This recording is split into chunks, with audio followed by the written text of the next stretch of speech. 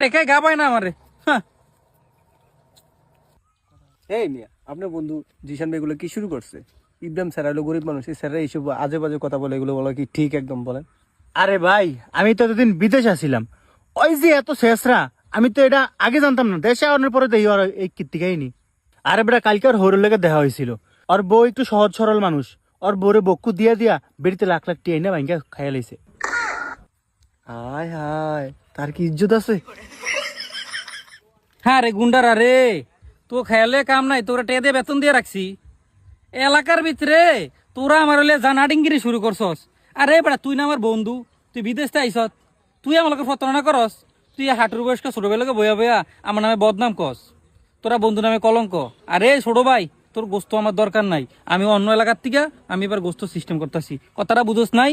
তোরা আমার কটা টেয়া হইছে তো, তোকে সহ্য হয় না। আমার টেকাটি দেখে তোকে হিংসা, এই হিংসায় তোকে জালে এলায়, তোকে মতন লোক খাওয়াতে না, তোর আমি এই এলাকা ছেড়ে দিব তো, এই এলাকা ছেড়ে আমি যাবো গা। প্রিয় বন্ধুরা, প্রতিটা এলাকায় এমন ছোটলোক মানুষ থাকে যারা শুধু নিজের স্বার্থের কথাই চিন্তা করে, কিন্তু তারা ভাবে না মানুষ হয়ে মানুষকে ভালোবাসাটা কতটা উত্তম। ভিডিওটা ভালো লাগলে শেয়ার করে দিবেন। সবাই ভালো থাকবেন। আসসালামু আলাইকুম।